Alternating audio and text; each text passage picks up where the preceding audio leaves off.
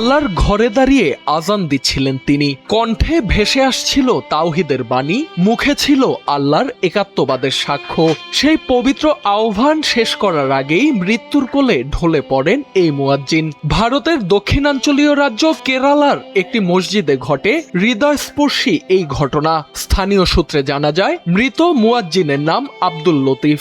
গেল মঙ্গলবার একটি ওয়াক্তের আজান দেওয়ার সময় হঠাৎ অসুস্থ হয়ে পড়েন তিনি। আজানের গুরুত্বপূর্ণ অংশ আশহাদু আন্না মুহাম্মাদার রাসূলুল্লাহ উচ্চারণ করার সময় আচমকাই মাটিতে লুটিয়ে পড়েন তিনি। এ সময় মসজিদে উপস্থিত মুসল্লিরা দ্রুত তাকে টেনে তোলার চেষ্টা করেন। এরপর হাসপাতালে নেওয়া হলে স্থানীয় চিকিৎসকেরা তাকে মৃত ঘোষণা করেন। ঘটনার একটি ভিডিও সামাজিক যোগাযোগ মাধ্যমে ছড়িয়ে পড়ার পর তা ব্যাপক আলোচনার জন্ম দিয়েছে। ভিডিওতে দেখা যায় আজানের ধ্বনি উচ্চারণ করতে করতেই তিনি মসজিদের ভেতরে পড়ে যাচ্ছেন। জীবন অবাক না করলে কে করবে? 28% মিল্ক ফ্যাটের অবাক করার সাথে ফ্রেশ মিল্ক পাউডার। জীবন অবাক করুক প্রতিদিন। হৃদয়স্পর্শী এই দৃশ্য আবেগাপ্লুত করেছে বহু মানুষকে। মুয়াজ্জিনের এমন মৃত্যুতে এলাকায় নেমে এসেছে শোকের ছায়া। সামাজিক যোগাযোগ মাধ্যমেও অসংখ্য মানুষ তার জন্য দোয়া ও সমবেদনা জানিয়েছেন। অনেকের মতে মানুষকে নামাজের আহ্বান জানাতে গিয়ে পৃথিবী থেকে বিদায় নেয়া একজন মুয়াজ্জিনের জন্য এক স্মরণীয় পরিসমাপ্তি।